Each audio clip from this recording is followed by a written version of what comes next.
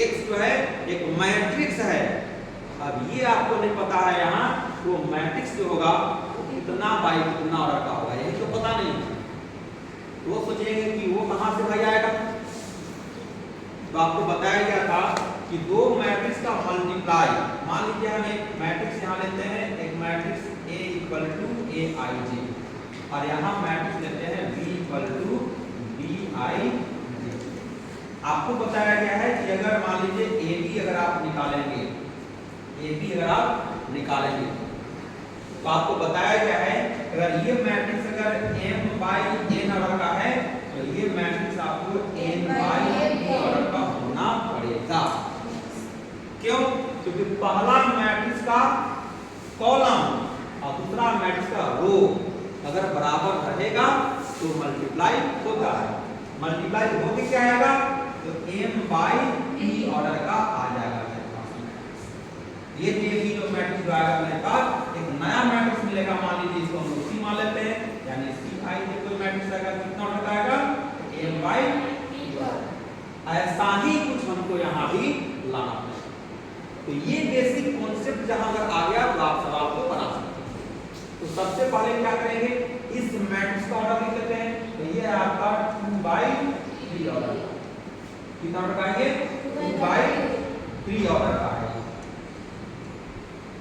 ये कितने का है, ये भी देखिए 2/3 का, यहाँ और यहाँ तो बराबर है। तो याद रखना ये भी है, यहाँ जो ऐसा मैट्रिक्स आपको मानना है जो गुना करने के बाद 2/3 का ही आना चाहिए, तब तो इसके बराबर आएगा। न तो उल्टा पलटा कर लीजिएगा तो फिर यहाँ और कुछ हो जाएगा कर आप समझ रहा है ना। तो ऐसा ही कुछ मैट्रिक्स मानना पड़ेगा, इसको हम लोग मानते हैं। देखिए क्या चीज से, देखिएगा कैसा मैट्रिक्स हम लोग मानेंगे से। तो लिखते हैं हम लोग x इक्वल टू क्या चीज, x इक्वल टू, यहाँ से लेट लिख लीजिएगा x इक्वल टू मैट्रिक्स हम लोग लिखेंगे यहाँ पर 2/2 ऑर्डर का। ऐसा इसलिए लिखेंगे, इसके जगह पर एक मैट्रिक्स जो मानेंगे, ये जो मैट्रिक्स मेरे पास होगा, मान लीजिए ए आई जे कोई मैट्रिक्स होगा, ये 2/2 का होगा। देख लीजिए पहला ये मैट्रिक्स हुआ, इस मैट्रिक्स का कॉलम और इस मैट्रिक्स का तो देखिए बराबर है कि नहीं। और जब मल्टीपल जब कीजिएगा तो देखिए बचेगा कितना, 2/3 का बचेगा कि नहीं, इधर बराबर।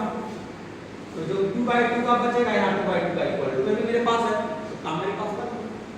तो यहाँ मैट्रिक्स को हम ले लेते हैं क्या चीज, ए बी सी और डी, बस यही हम लोग काम करना है। जितना हम लोग काम करने आ गया बस सवाल बन जाएगा। आइए इसके लिए आप यहाँ रख दीजिए, तुरंत ध्यान इसको कर रहे हैं ए बी सी और डी क्या क्या लिखा हुआ है, 1 2 3 4 5 6 इक्वल टू में क्या है -7 -8 -9 और 2 4 और 6। आइए मल्टीपल कीजिए,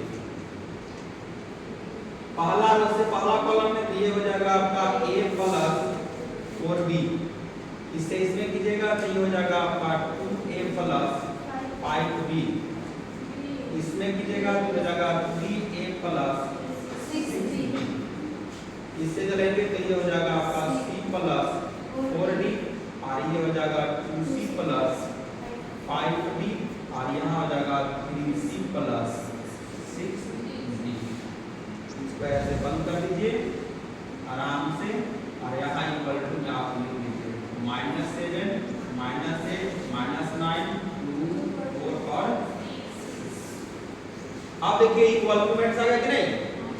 पहला रो पहला कॉलम का जो एलिमेंट रहेगा वहां भी देखिए पहला रो पहला कॉलम, यानी कि कॉरस्पॉन्डिंग एलिमेंट के साथ इक्वेटिंग करते हैं। तो यहाँ से जब इक्वेशन जो बनेगा वो इक्वेशन क्या बनेगा, a + 4b = -7, लिखेंगे a + 4b = -7, इक्वेशन हो जाएगा। उसी तरह से फिर इससे चलेंगे हम लोग, ये आपका 2a + 5b = -8, ये हो जाएगा इक्वेशन आपका सेकंड। ठीक है, और अगला चलेंगे हम लोग, तो ये हो जाएगा 3a plus 6b equal to -9। ये इक्वेशन हो जाएगा आपका। उसी तरह से हम सी वाला चलेंगे हम लोग, तो ये हो जाएगा c plus 4d equal to हो जाएगा आपका 2। ये इक्वेशन हो जाएगा आपका 4। ये हो जाएगा 2c plus 5d equal to हो जाएगा इक्वेशन 4। इक्वेशन हो जाएगा ये 5 और 3c plus 6d equal to हो जाएगा आपका 6। इक्वेशन ये हो जाएगा आपका 6 इक्वेशन है ये, और 6 इक्वेशन से ही आपको निकालना है ए बी का वैल्यू और सी डी का वैल्यू। तो आपको पता होना चाहिए। देखिए तो एक लीनियर इक्वेशन बन गया कि नहीं, एक्स वाई के रूप में बना देते हैं आप लोग 10th क्लास में। यहाँ देखिए ए और बी ग्रुप में आ गया, तो क्या करेंगे, एक एक कोएफिशिएंट को इक्वेटिंग कर देंगे। एक एक कोएफिशिएंट से जब इक्वेटिंग करेंगे पहले के इक्वेशन में, इस इक्वेशन में हम लोग गुना कर रहे हैं कितना से, इसमें हम लोग गुना कर रहे हैं 2 से। 2 से जैसे गुना करेंगे तो यहाँ की इक्वेशन बन जाएगा मेरे पास कितना, 2a plus 8b equal to -14। ये हो जाएगा 2a plus 5b equal to -8। हटा दीजिए ये माइनस ये हो जाएगा प्लस, ये कैंसिल हो जाएगा। यहाँ बचेगा कितना, b इक्वल टू यहाँ कितना बचेगा -6 प्लस में है माइनस में है, ये -14 और प्लस में ये, तो माइनस हो जाएगा कितना 6 हो जाएगा, माइनस हो जाएगा 6। तो b का वैल्यू कितना हो जाएगा -6। ये b का वैल्यू निकल गया, b का वैल्यू निकल गया।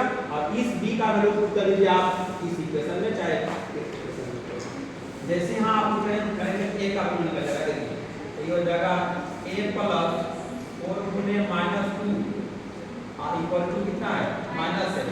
तो ये हो जाएगा आपका a माइनस हो जाएगा 8 इक्वल टू -7। तो a का वैल्यू हो जाएगा -7 प्लस 8 और a का वैल्यू हो जाएगा 1। यानी a और b का वैल्यू निकल गया। उसी तरह से हम लोग को चलना है अगले इक्वेशन को चलते हैं हम लोग, यानी से निकल जाएगा तो c और d का। तो यहाँ से हम लोग लिख लेते हैं थोड़ा सा, यहाँ लिख लीजिएगा इन इक्वेशन कौन सा है, थर्ड 4 है इक्वेशन 4 and 5। तो 4 में मेरे पास कितना है c plus 4d equal to कितना है 2, और ये हो जाएगा आपका 2c plus 5d equal to कितना है 4। अभी देखिए c का कोएफिशिएंट यहाँ पे कर लेंगे इक्वेटिंग हम लोग।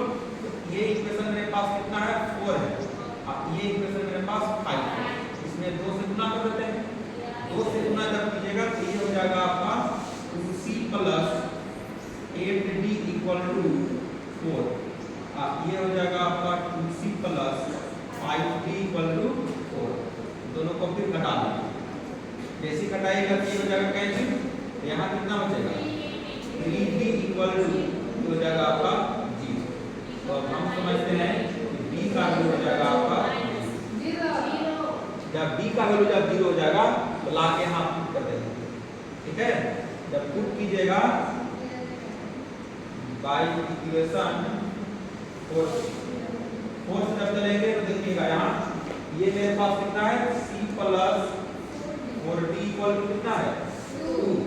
d का वैल्यू जैसे पुट कीजिएगा यहाँ तो ये वैल्यू मेरे पास क्या हो जाएगा 0। तो 0 यानी कि c का वैल्यू क्या आ जाएगा 2 आ गया कि नहीं। तो हम लोग पास निकल गया, d का वैल्यू भी निकल गया, c का वैल्यू निकल गया, और a b c का वैल्यू भी निकल गया।